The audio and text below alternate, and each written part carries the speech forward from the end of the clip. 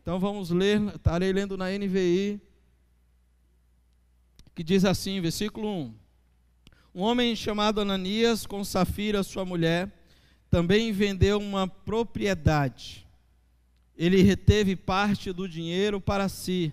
Sabendo disso também sua mulher, e o restante levou e colocou aos pés dos apóstolos. Então perguntou Pedro: Ananias, como você permitiu que Satanás enchesse o seu coração ao ponto de você mentir ao Espírito Santo e guardar para si uma parte do dinheiro que recebeu pela propriedade?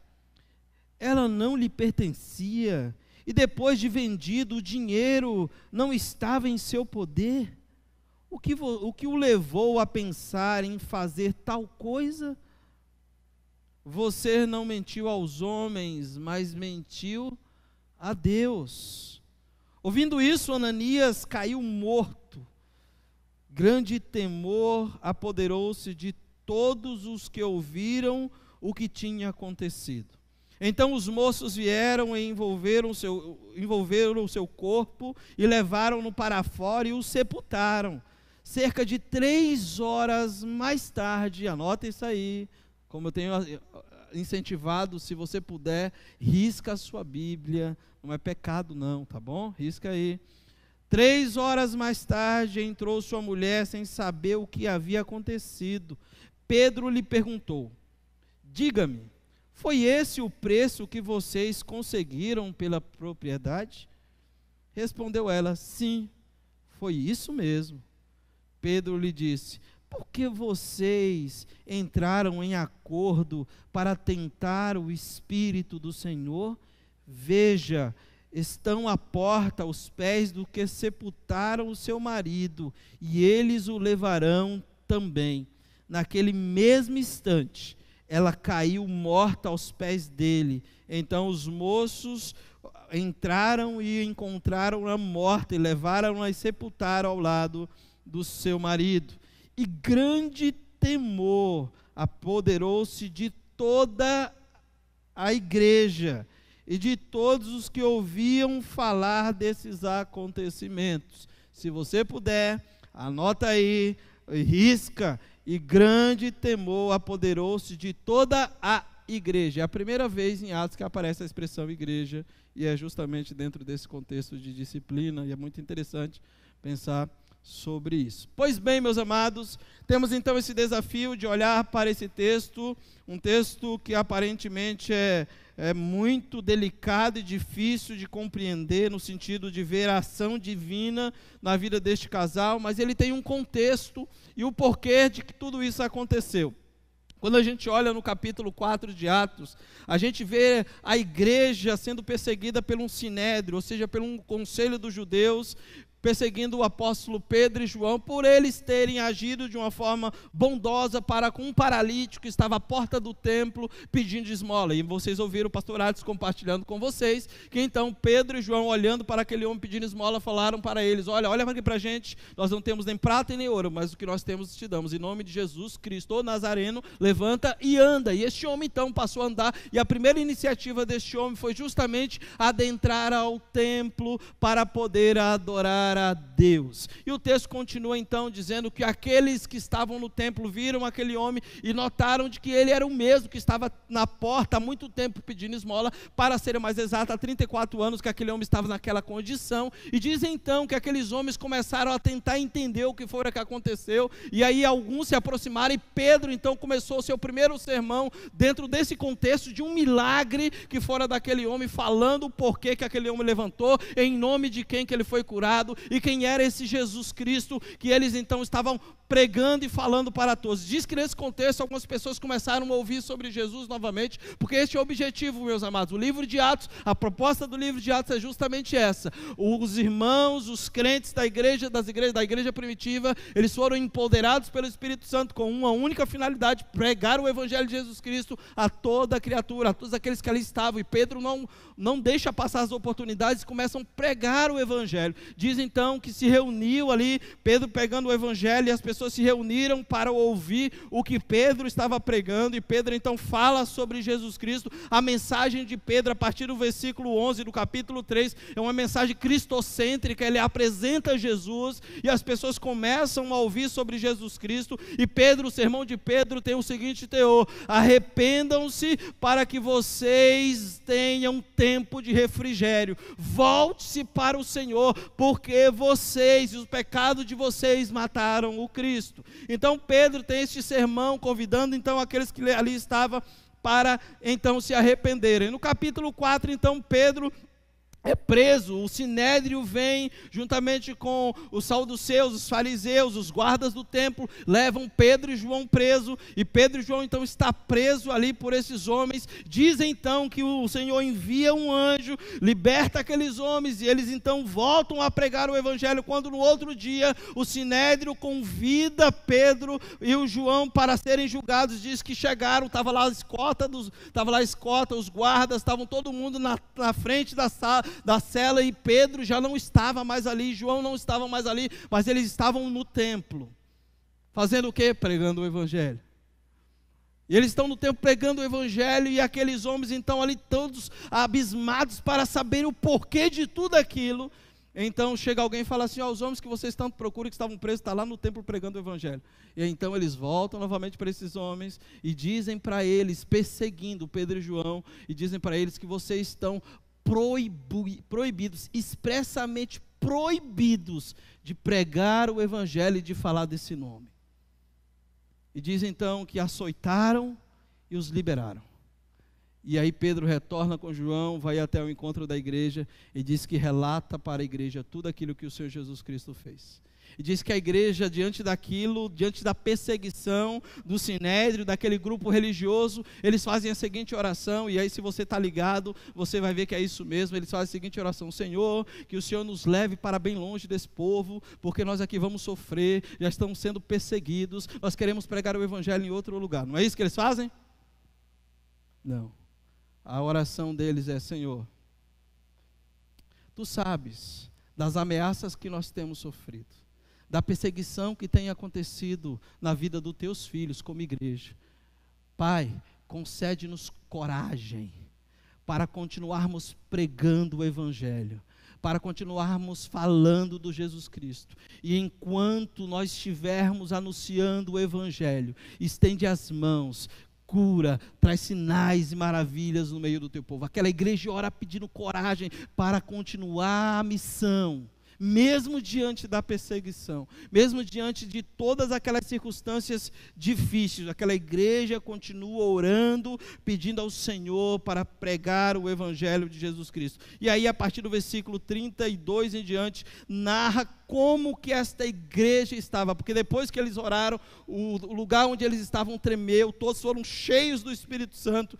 E diz então que aquela igreja que ali estava sendo formada com quase 5.000 pessoas, tinha uma características, eles tinham uma unidade, eles viviam com um só coração, tinham uma só mente, viviam um para o outro. E a partir do versículo 32, nós percebemos isso, que em seguida os apóstolos começaram a testemunhar com grande poder e ousadia sobre a ressurreição de Jesus Cristo. Entretanto, quando a gente olha para esse contexto que eu vos apresentei, a gente percebe nitidamente algo que bem sutil vai acontecendo no livro de Atos. A igreja é levantada pelo Senhor com o único objetivo de pregar o evangelho, e quando essa igreja está pregando o evangelho, está levando Jesus Cristo para as pessoas, começam então a se levantar pessoas para perseguir essa igreja. O inimigo se levanta através do sinédrio para perseguir e impedir de que pessoas sejam salvas, sejam transformadas. A gente vê isso acontecendo no capítulo 4, a gente vê isso acontecendo no capítulo 3, e a gente percebe que no capítulo 5 Satanás muda a estratégia. E aí agora ele não ataca mais externamente, mas ele ataca internamente. E aí é isso que eu quero olhar com você. a gente percebe que Satanás ele não desiste, simplesmente muda a estratégia. Satanás havia falhado completamente em sua tentativa de silenciar o testemunho da igreja, de que Jesus Cristo era o Senhor, e sua primeira abordagem foi atacar a igreja externamente, esperando que a prisão e as ameaças assustassem os apóstolos, assustassem a igreja, e eles parassem de falar do amor de Cristo, mas a igreja estava orando, pedindo coragem para continuar pregando o evangelho. Quando isso não deu certo, a gente olha que no capítulo 5, Satanás muda a estratégia e começa a atacá-la internamente. Veja como esta igreja vivia, queridos, da multidão dos que creram era só uma alma e o coração. Veja que essa é a resposta de oração de Jesus Cristo. Quando a gente lê o evangelho de João, capítulo 17, no verso 20, até o verso 23, a gente vê a oração sacerdotal de Jesus Cristo falando: Pai, que eles sejam um. Pai, que eles sejam um para que todo mundo veja e creia. E é isso que está acontecendo aqui, a oração de Jesus Cristo está sendo respondida. Eles eram um só, havia unidade entre aqueles discípulos. Havia um coração, uma alma. Mas o texto vai nos falar que algo aconteceu dentro da igreja. E aí, a partir do versículo 32, eu queria ler até o verso 37, eu sei que vocês já estudaram esse texto, mas eu quero fazer questão de ler. Da multidão dos que creram era uma mente, um coração, ninguém considerava unicamente sua coisa alguma que possuísse, mas compartilhava tudo o que tinha. Com grande temor, os apóstolos continuavam a testemunhar da ressurreição do Senhor Jesus. Grandiosa graça estava sobre todos eles. Não havia pessoas necessitadas entre eles, pois os que possuíam terras ou casas vendiam e traziam o dinheiro aos pés dos apóstolos. Percebe a ação da igreja voluntariamente? Havia uma unidade tão grande entre eles que alguns começaram a ser tocados pelo próprio Deus e começaram a vender suas propriedades e trazer aos pés dos apóstolos, ao ponto que no meio da comunidade não havia entre eles necessitados. E aí, queridos, o texto continua falando, olha só, ele menciona um homem chamado José. Olha, verso 36, José, um levita de Chipre, a quem os apóstolos deram o nome de Barnabé, que significa encorajador, vendeu um campo que possuía e trouxe o dinheiro e colocou aos pés dos apóstolos. E aí a continuação do texto fala: entretanto, diante disso, movidos por uma inveja, movidos por notoriedade, movidos por uma questão de fama, movidos por uma questão de ego do coração, egolatria, Ananias e Safira tentam tomar as mesmas ações que Barnabé teve. Eu fico imaginando Barnabé, depois de que entregou aos pés dos apóstolos a sua oferta, aquilo que Deus havia tocado no coração deles, a notoriedade que Barnabé alcançou no meio da igreja, não porque ele quis, não fez isso de propósito, mas ele fez isso conduzido pelo Senhor. Imagina Ananias e Safira, a Bíblia não fala, mas imagina esses dois olhando para ele e falando assim: mulher, olha só como esse homem encontrou notoriedade, esse homem lá de Chipre, quem é ele? E então eles tomam a iniciativa de querer fazer a mesma coisa. Olhando para o gesto nobre de Barnabé, percebendo o quanto ele se tornou amado de todos, Ananias e Safira, então decidiram brincar com Deus. Nós nunca brincamos com Deus, né? Você já brincou com Deus? O pastor quer falar com isso. Você já brincou com Deus de falar assim: Senhor, esse ano de 2021 vai ser diferente na minha vida. Eu vou orar mais. Senhor, esse ano eu vou ler a Bíblia inteirinha. E você cumpre, né? Ananias e Safira fizeram isso. Eles tentaram brincar com Deus. Sabe aquela brincadeira da roleta russa? Que o pessoal faz, de colocar uma bala e ela rodar e... foi isso que eles tentaram fazer. E o decorrer do texto fala que a consequência foi trágica, porque eles decidiram não levar Deus a sério. As coisas mudam na direção da vida da igreja primitiva. Uma igreja que tinha um só coração, que tinha uma só unidade.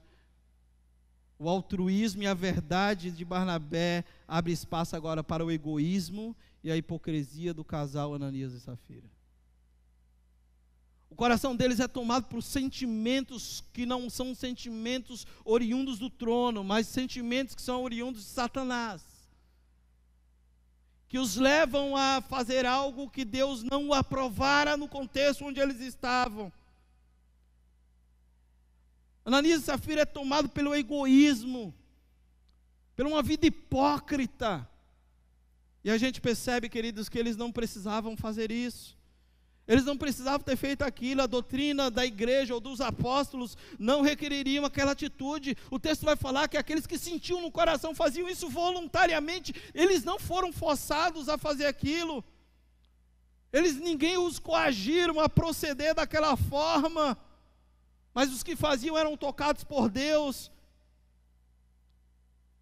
Mas o texto vai falar, queridos, que a prioridade deles não eram abençoar, não estava preocupado com os pobres, não era abençoar a igreja, mas eram desfrutar de privilégios na vida da igreja. E o texto começa justamente falando sobre isso, de que um casal tentou imitar a ação de Barnabé, para encontrar justamente privilégios, notoriedade, sair do anonimato, e ser alguém na igreja que fosse enxergado com os olhos de cara. Eles tinham uma propriedade, eles venderam e deram para a igreja. Isso é muito sério, irmãos. Muito sério. O versículo 2 diz, do nosso texto diz, que eles reteve. Olha lá. Ele reteve parte do dinheiro para si, sabendo disso também sua mulher, e o restante levou e colocou aos pés dos apóstolos. A palavra reteve, o verbo reter do grego, é muito interessante, porque esse verbo, ele traz a ideia de apropriar-se indevidamente, ou é apropriação indébita. Esse verbo, ele aparece aqui, e ele aparece também dentro de um contexto muito, mas muito delicado que você conhece lá no Antigo Testamento.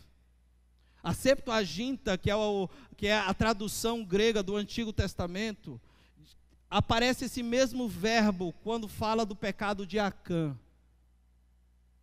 Quando Deus disse que eles não deveriam pegar nada de despojo de Jericó ao entrar em Jericó, mas Acã, desobediente, pegou e colocou embaixo da sua tenda, enterrou, e diz então que se levanta uma nação menor que Jericó, pequenininha, vem contra o povo judeu e os derrota, e então aquele povo sofrendo, Deus visita Josué e fala: Josué, levanta, vai visitar o teu povo, pois há anátema no meio do povo.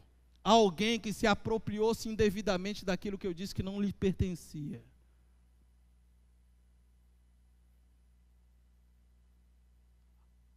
No Novo Testamento essa palavra aparece mais uma única vez, e aparece lá em Tito, capítulo 2, verso 2 e 11, e o verbo que aparece lá, a ideia é roubar. Então, meus amados, diante da explicação e olhando para o contexto no grego, da palavra grego, nós devemos, portanto, pressupor que antes da venda, Ananias e Safira assumiram algum tipo de compromisso no sentido de darem à igreja todo o dinheiro, mas não cumpriram com o compromisso. A pergunta que fica é: mas o que eles fizeram de tão grave? Eles não tinham todo o dinheiro da venda, não eram seus bens. Eles não tinham a liberdade de dar uma parte ou todo o dinheiro da venda da propriedade para a obra do Senhor. Porém, eles não tinham o direito de dar uma parte do valor e afirmar para os apóstolos que haviam entregado tudo à igreja. Eles mentiram. Eles roubaram. Encontramos nesse casal aqui, um casal que fez um compromisso com Deus e não cumpriram. E isso era roubo. Ananias e Safira estavam roubando a Deus. Partindo daí, estamos a 24 dias de 2021, um novo ano, e essa narrativa traz muitas lições para a gente. Ananias e Safira estavam se apropriando de algo que não era deles, e não apenas se apropriaram de algo que não era deles, no sentido de roubarem a Deus, mas também mentiram. Queridos, se Deus requer algo e não damos, é roubo. Se nós prometemos a Deus e não fazemos, é roubo. E nós precisamos refletir sobre isso, dos nossos compromissos com Deus. Como é que está a nossa mordomia com o Senhor? E não estou falando apenas, queridos, na área de dízimos e ofertas, no reconhecimento de que tudo é dele.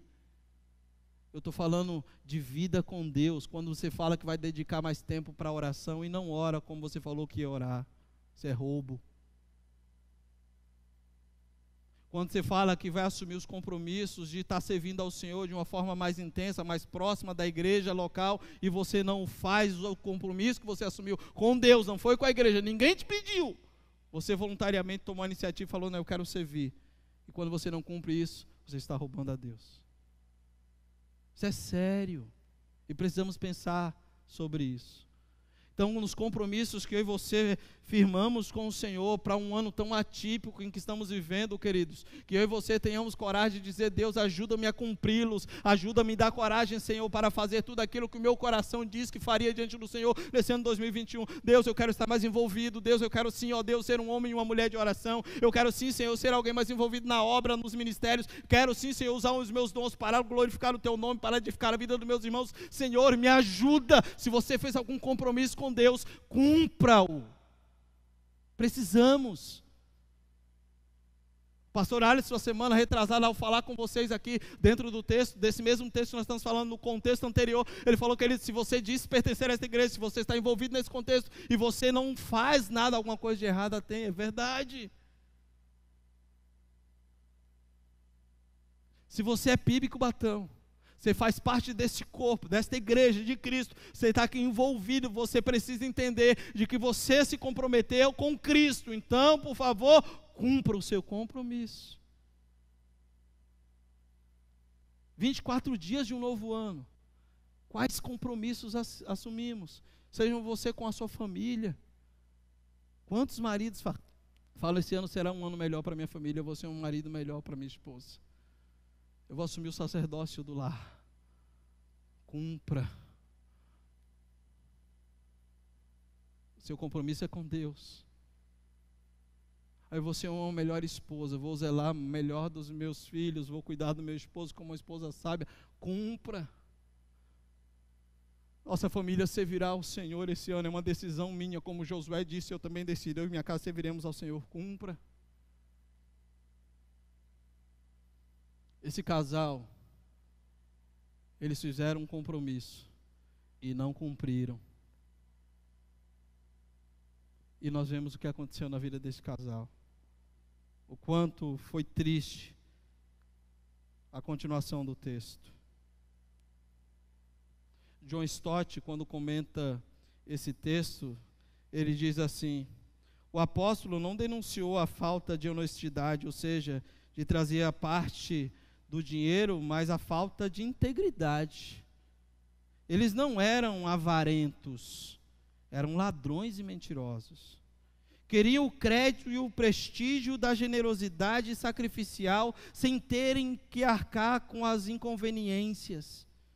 Assim, a fim de conquistar uma reputação a qual não tinham direito, contaram uma mentira deslavada. A motivação do casal era dar.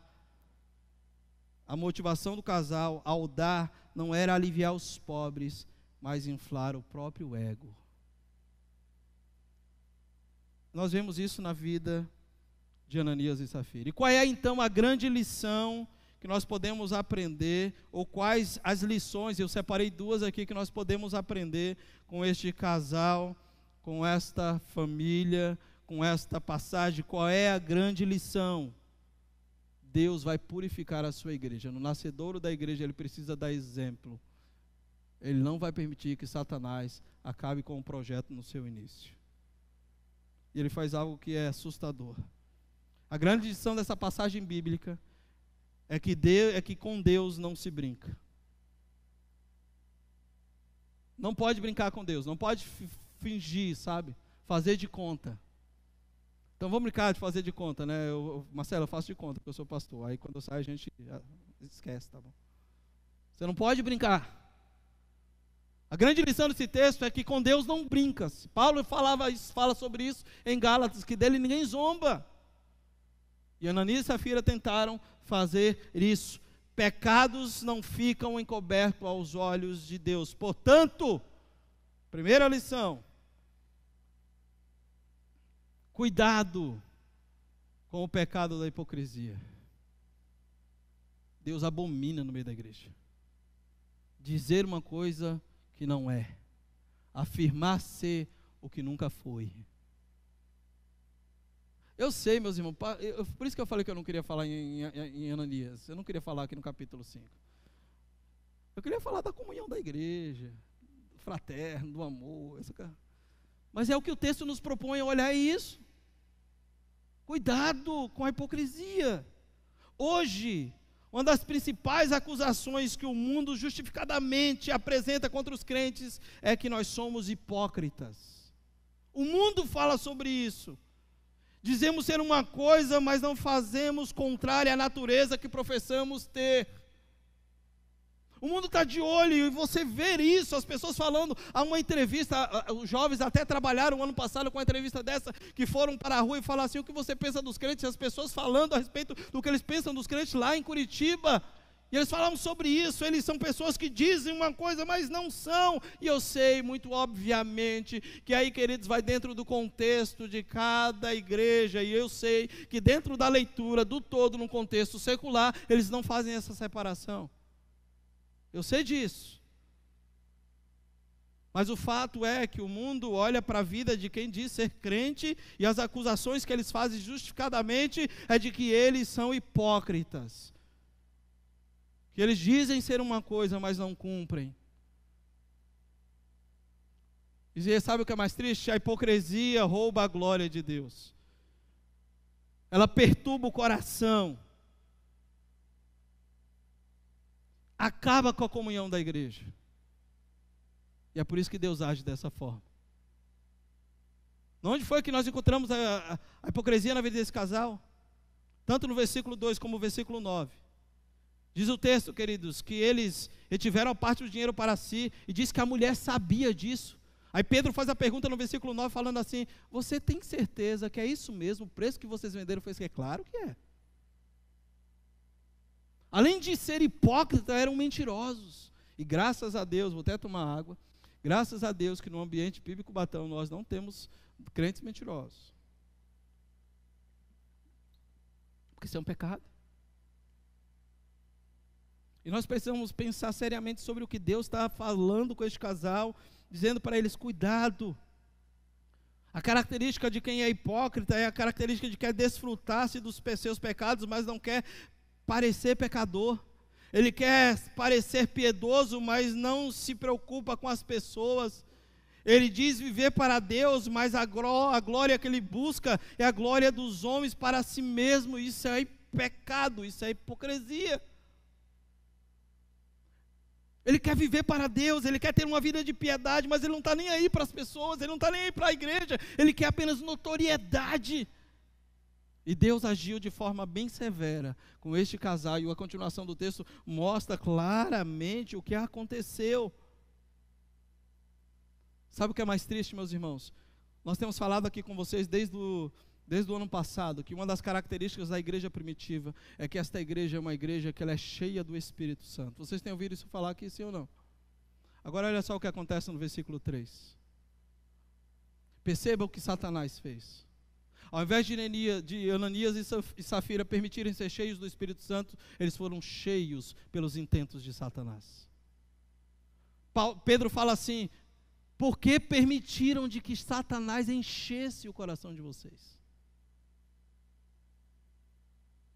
Crentes que vivem cheios do Espírito Santo são crentes sim que são tentados, mas eles vivem cheios do Espírito Santo e a vida deles glorificam a Deus. Mas crentes que vivem uma vida que são tão vazias do Espírito Santo e começam a buscar coisas, são tentados em algumas áreas, eles se permitem serem cheios por sentimentos que não são sentimentos oriundos de Cristo, ou do trono, ou do Pai. Isso acontece aqui na vida deste casal. Uma igreja que tinha uma característica de ser cheia do Espírito Santo. Tem no meio dela um casal que tem um coração cheio por Satanás. Cuidado com as tentações que Satanás pode trazer ao nosso coração, ao meu e ao seu. Tornou-lhe Pedro perguntar: por que entraste em acordo para tentar o Espírito do Senhor? Versículo 9. Pedro acusou Safira de concordar com Ananias para tentar o Espírito do Senhor. E é muito interessante porque existem dois termos gregos usados para denotar um teste, e a palavra que Pedro utiliza aqui é pairazo, e esse texto tem uma conotação de, essa palavrinha tem uma conotação de testar com vista à destruição. Eles sabiam do que estavam fazendo. Meus amados, Atos para você, olhando para a vida desse casal, é para nos alertar a vigiarmos, a vivermos uma vida em Deus e não permitir que Satanás traga nenhum tipo de vaidade para os nossos corações. Nós somos apenas servos, dentro de um privilégio dado pelo Pai de servir a igreja, a comunidade, o reino, sinalizar o reino. Cuidado com a hipocrisia, cuidado querer ser uma coisa, aquilo que você não é. Eu não estou falando não no sentido apenas com a igreja, mas estou falando também no sentido para com a vida, diante das pessoas, no teu trabalho. Seja quem você é diante de Deus e diante das pessoas. Cuidado com o pecado da hipocrisia. Segunda lição que aprendemos aqui é que uma igreja cheia do Espírito Santo, ela necessita de disciplina bíblica.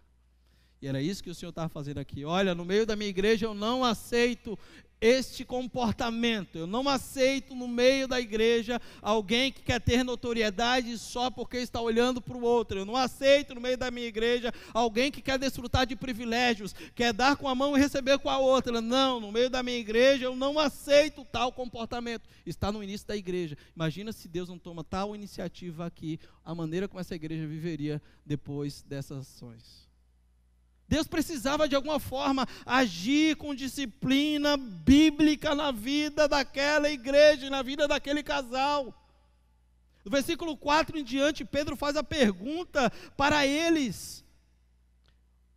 Depois que eles venderam a propriedade, Pedro fala, ela não lhes pertencia. E depois de ter vendido o dinheiro, não estava a seu poder. O que levou a pensar em fazer tal coisa? Você não mentiu aos homens, mas vocês mentiram a Deus, Ananias. O que te levou a pensar que você poderia enganar a Deus?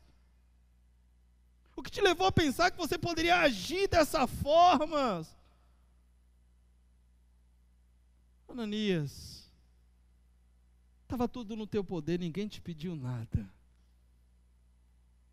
Quando Ananias ouviu isso, diz o texto, versículo 5, ouvindo isso, Ananias caiu morto. E a continuação do texto fala que grande temor, phobos, ou fobia, a mesma expressão da palavra fobia, apoderou-se de todos que ouviram o que tinha acontecido. Deus estava no início da igreja mostrando que Ele trata muito sério a igreja e disciplina ela biblicamente para que ela ande no trilho, para que ela glorifique a Deus, para que ela seja ética, para que ela honre ao Senhor com a vida e com o nome que o Senhor assim pôs sobre a vida dela. Igreja de Cristo. Igreja do Senhor Jesus. É muito interessante porque falando, por exemplo, sobre o porquê de praticar a disciplina bíblica na igreja, existe um livro chamado As 9 Marcas de uma Igreja Saudável, do Mark Dever, e ele trata isso no capítulo 7, falando quais as razões de se tratar ou ter uma disciplina bíblica na vida da igreja. Quem teve o privilégio de poder estudar com Lucas o ano passado esse livro, viu isso. Então, quais são essas marcas que o Mark Dever apresenta que deveria acontecer na vida da igreja? Primeiro, por que tem que acontecer disciplina bíblica na vida da igreja? Para o bem da pessoa disciplinada. Segundo, para o bem de outros cristãos, quando vem o perigo do pecado.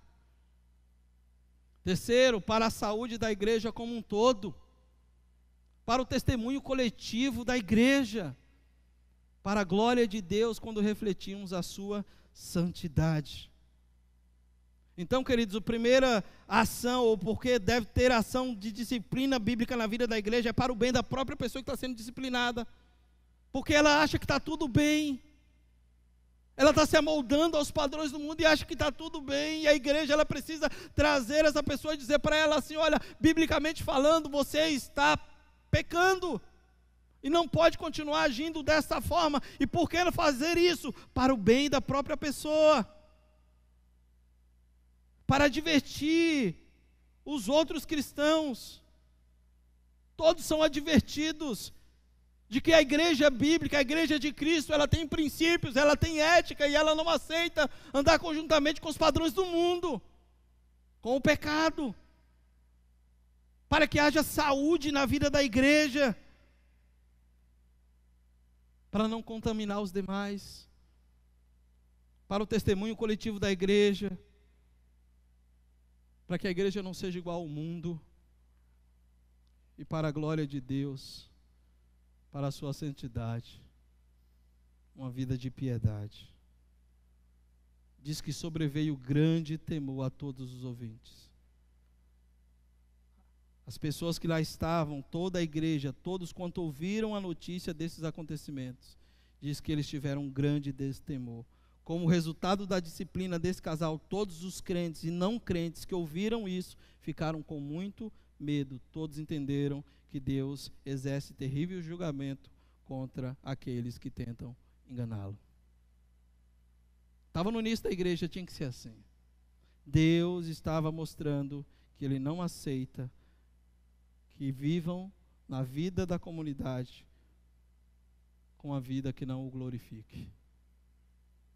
É interessante notar, como eu falei para vocês, que aqui é a primeira vez que aparece a expressão igreja, aparece no versículo 11. Tanto no versículo 5 como no versículo 11 fala que eles ficaram com temor, tanto depois da morte de Ananias como depois da morte de Safira. Diz que eles se apoderaram. Apoderou-se de toda a igreja um grande temor. Um grande temor se apoderou-se de toda a igreja. E essa palavra, ela aparece num contexto de disciplina, mostrando que Deus se preocupa com a sua igreja e irá discipliná-la o tempo inteiro. Queridos, foi Deus que fez isso. Tem alguns que olham para esse texto e falam assim: não, mas não foi Deus que fez isso aqui. Pedro diz assim: por que vocês mentiram a Deus? O texto vai falar, queridos, que é horrendo, porque diz que ele cai morto, diz que os moços, os mais jovens, pegaram aquele homem e o tiraram daquele ambiente, o levaram e o sepultaram entre as pedras, sem ter um sepultamento digno. Diz o texto que na continuação do texto, o versículo 7 dá a entender de que o acordo não deu certo entre o casal. Porque diz o texto que depois de 3 horas, aparentemente o que acontece aqui, Ananias está indo para a comunidade, para o meio da igreja, para tentar descobrir o que foi que aconteceu. Por que Ananias está demorando? Ele só ficou de levar a outra parte do dinheiro e não voltou. E Deus é tão tremendo que usa a sensibilidade do apóstolo Pedro para dar para a Safira uma oportunidade dela declarar: não, nós mentimos.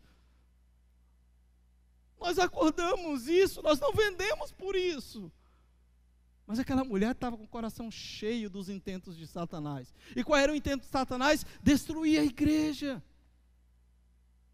Ele começa com perseguição, a igreja se posiciona, ora e continua pregando, e ele levanta um casal no meio da igreja, enche o coração deles com desejo de alcançar notoriedade no meio da igreja, para destruir o que? A comunhão da igreja, o ambiente da igreja. E Deus diz: não, é minha igreja, a igreja é de Cristo, a noiva é dele, e ele zela pela noiva, é dele.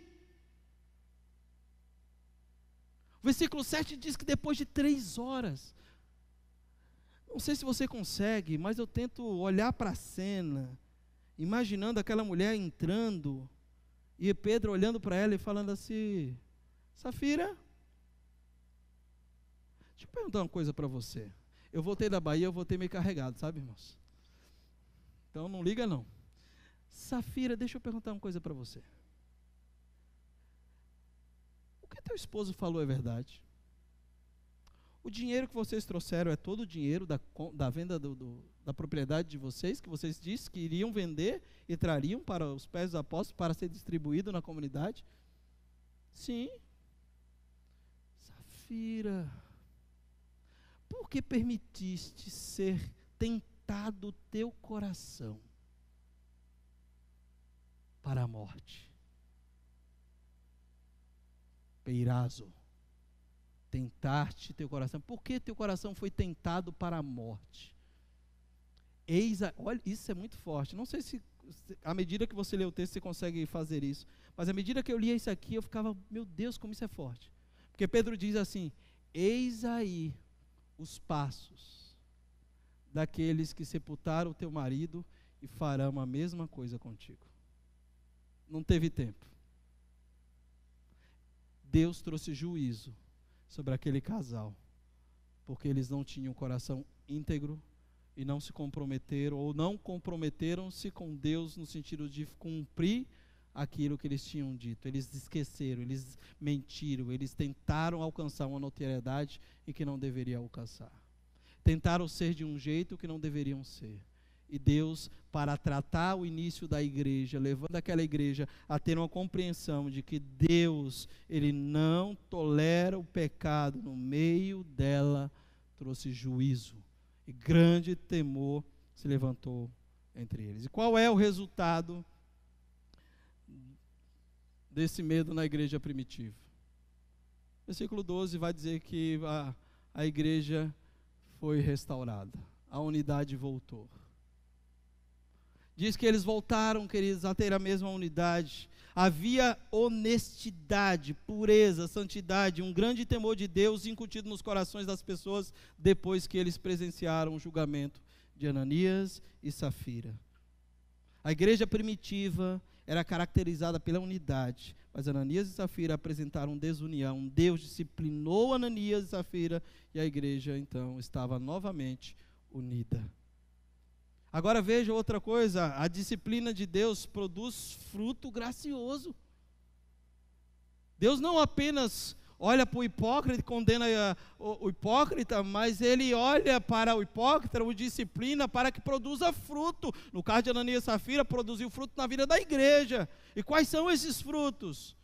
Veja lá, quando o choque passou, as pessoas respeitavam mais os cristãos, porque perceberam que Deus estava com eles, e eventualmente muitos foram salvos e acrescentados à igreja.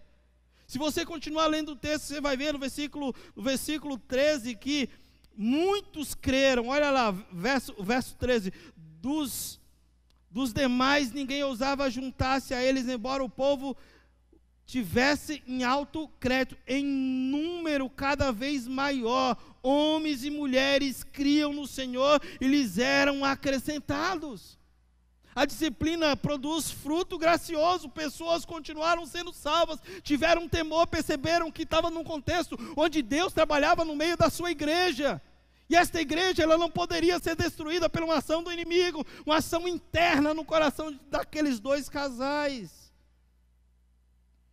A disciplina tem uma colaboração na vida do disciplinado e também na comunidade. O povo teve temor, que inspira seriedade com Deus, com os seus princípios, com sua palavra, com a ética e a consciência estabelecida por Deus. Aquele povo, depois do que aconteceu, eles então tiveram temor e tiveram seriedade com Deus, com os princípios que Deus estabeleceu na sua palavra, com a ética de Deus, com os princípios estabelecidos pelo próprio Deus nas suas consciências. Depois do início da igreja, aquela igreja começou então a perceber que com Deus não daria para se brincar.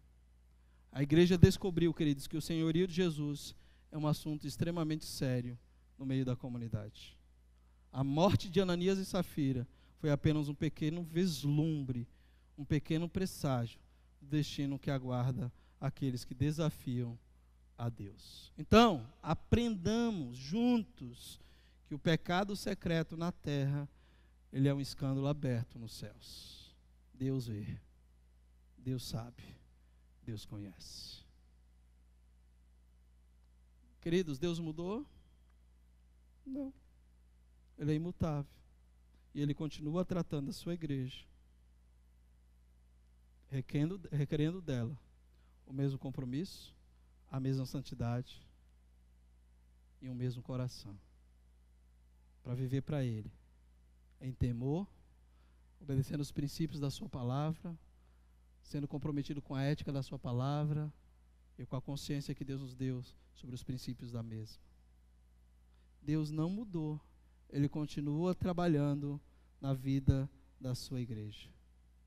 Portanto, precisamos aprender que, em última análise, todo pecado é contra Deus, e por isso o pecado deve ser disciplinado, ou o pecador deve ser disciplinado. Todo pecado não abandonado, não confessado, Deus vai disciplinar. Mais cedo ou mais tarde. É fato. Existem consequências. E a igreja, ela precisa estar atenta para isso. Nosso pecado,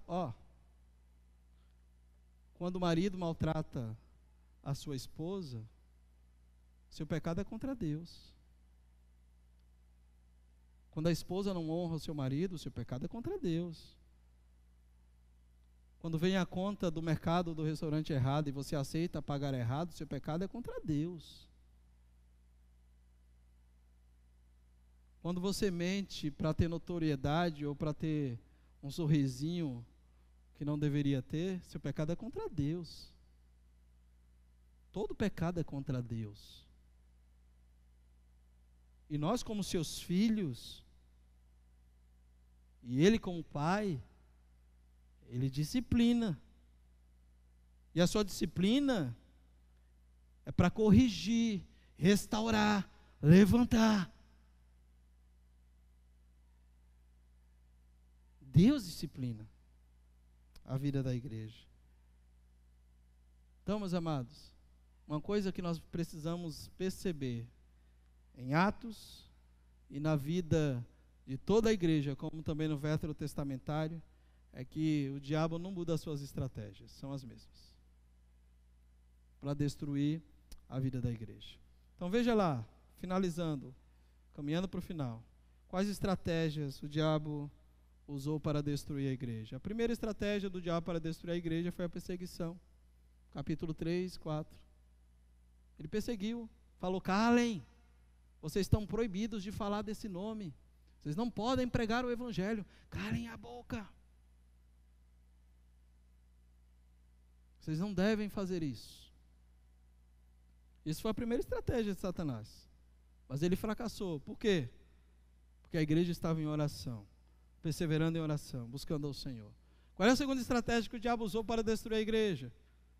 Falsidade interna. Foi o que nós acabamos de ouvir. Um casal hipócrita e que Deus disciplina a igreja para que a falsidade no meio da igreja não se alastrasse. Aconteceu isso. E está aí no contexto em que nós estudamos. E a terceira estratégia que nós veremos futuramente do diabo para destruir a igreja é a distração. Preste atenção. Ele usa a perseguição. Ele usa a falsidade interna. E no capítulo 6 ele usa a distração. Ele está distraindo os apóstolos com picuinha no meio da igreja. A gente está tentando estudar há 2 anos um livro chamado A Trilice e a Videira. O que Satanás está tentando na sua terceira estratégia aqui é trazer distração para a liderança. Ou seja, fazer os apóstolos correrem atrás da mesa das viúvas em detrimento da palavra e da oração. Tira o tempo dele.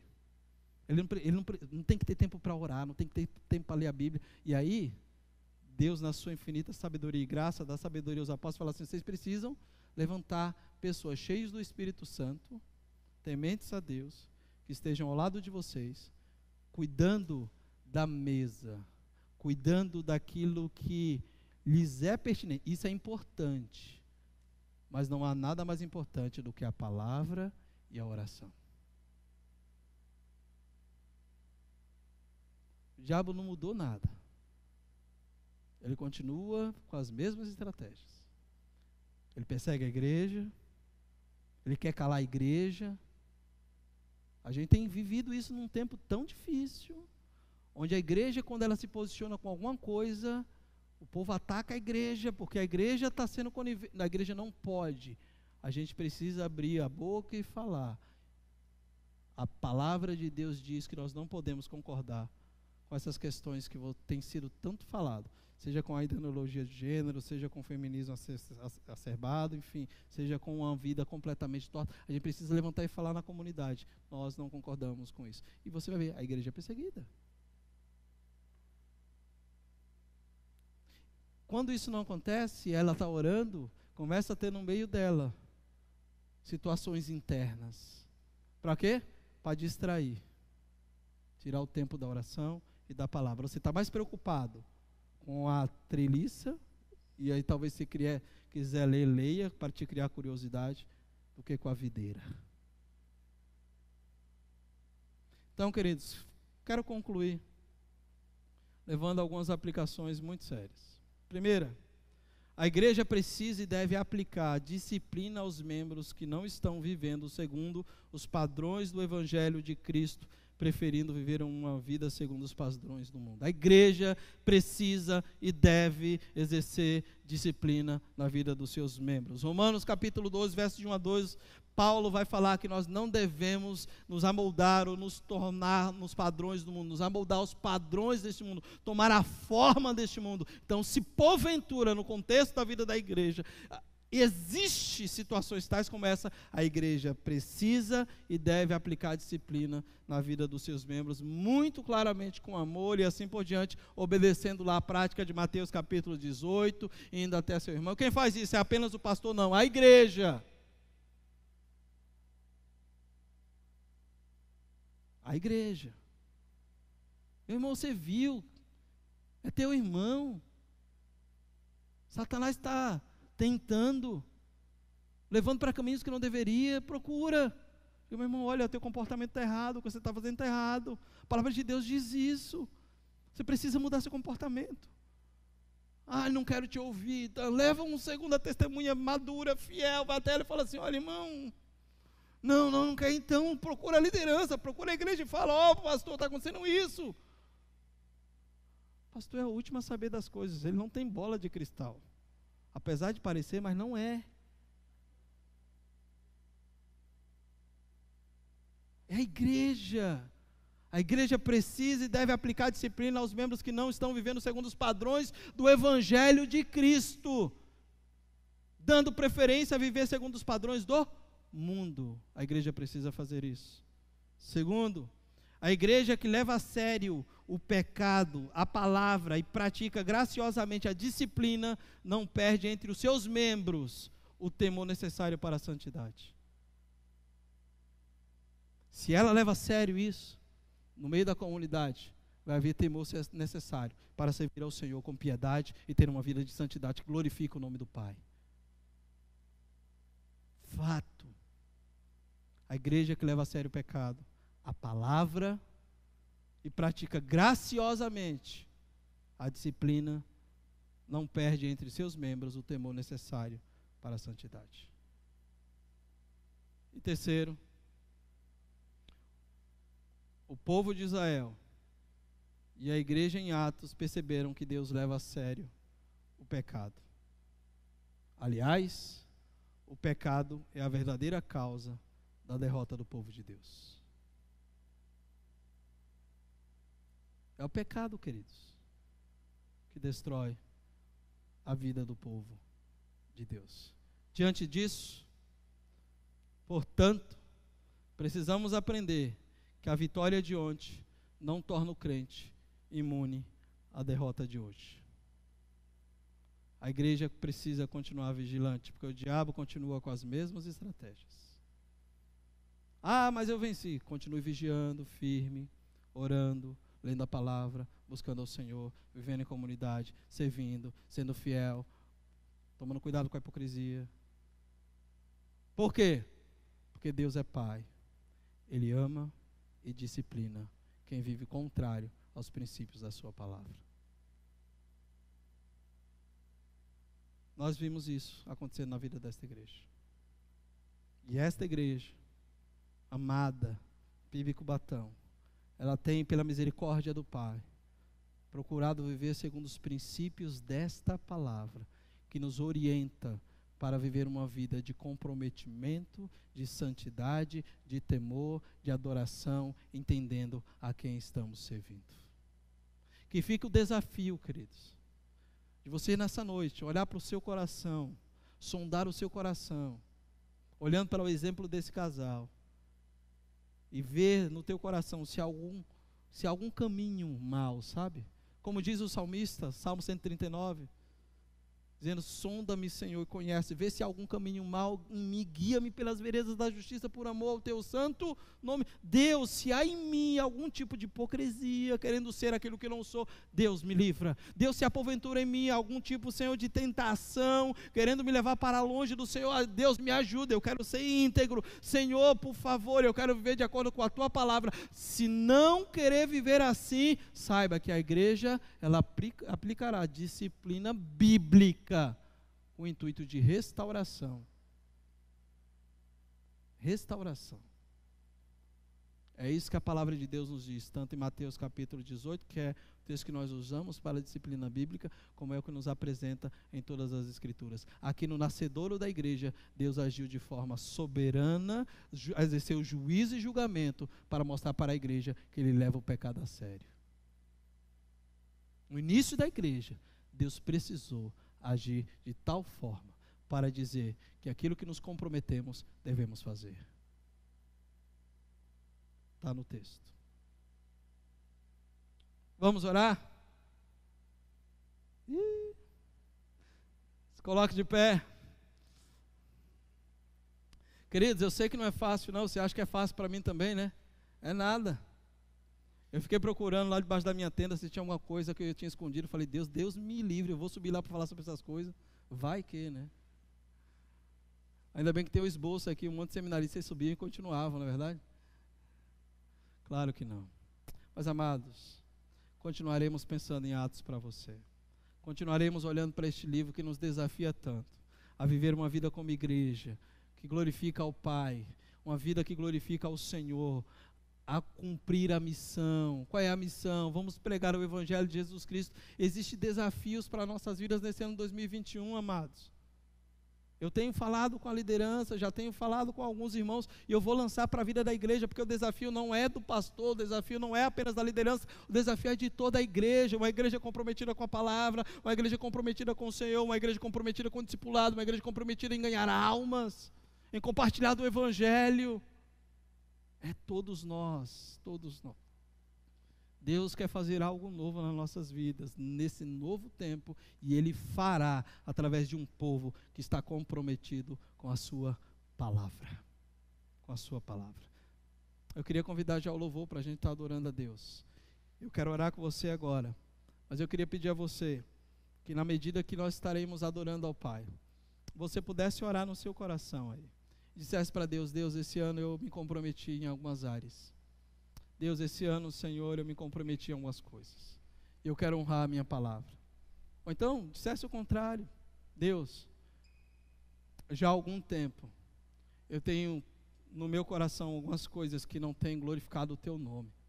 E eu tenho teimado em esconder de Ti, mas eu aprendi nesta noite que todo pecado terreno está escancarado aos céus, e eu sei que o Senhor sabe de que maneira eu estou. Deus, eu quero servir ao Senhor com integridade, com amor e temor. Senhor, neste ano, por favor, ajuda-me a tratar este pecado que eu tenho escondido. Eu sei que eu não posso fazer mais isso. E é você e Deus, você vai orar ao Senhor. Nós vemos Deus purificando a sua igreja. Foi ação divina, irmãos. Deus purificou a igreja. Deus limpou a igreja, no seu nascedouro, no seu início, e houve grande temor entre eles, diz o texto. grande temor se levantou entre eles, porque eles perceberam Deus agindo. Mas a disciplina gerou salvação, a disciplina gerou compromisso, a disciplina trouxe de volta a unidade da igreja, porque Deus estava no meio daquele povo.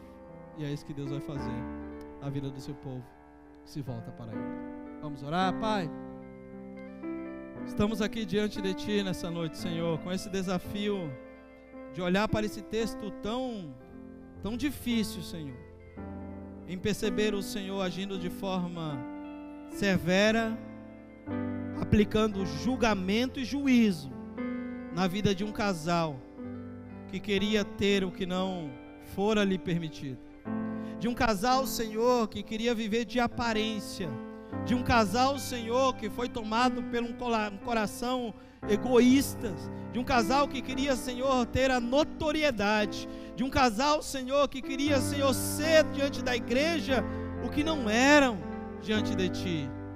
Livra-nos, ó Deus, desse pecado, livra-nos da hipocrisia, livra-nos, ó Deus, da máscara, livra-nos, Senhor. Nós queremos ser, ó Pai, aquilo que o Senhor sabe quem somos. Não queremos, ó Deus, fingir algo que ainda não somos. Livra-nos, Senhor, e tenha misericórdia de nós. Se tiver, ó Pai, de que agir com disciplina em nossas vidas, nos corrigindo, nos puxando a orelha, ó Pai, nos trazendo, Senhor, de volta, faça isso da Tua forma, Tu és soberano. Mas, ó Deus, que haja temor, que haja comprometimento, que haja vida com o Senhor, para que consequentemente, ó Pai, haja salvação, haja, Senhor, compromisso com os princípios da Tua palavra, com a ética. Ajuda-nos, ó Pai, enche-nos do Teu Santo Espírito e livra-nos de que Satanás nos tente para encher os nossos corações de sentimentos que não convêm de Ti. Por favor, Senhor, faça isso e abençoe a Tua igreja. Ajuda-nos, ajuda-nos, Senhor. Nós oramos e pedimos assim a Tua bênção, a Tua direção sobre as nossas vidas, em nome de Jesus, em nome de Jesus. Amém e amém. Deus abençoe, queridos.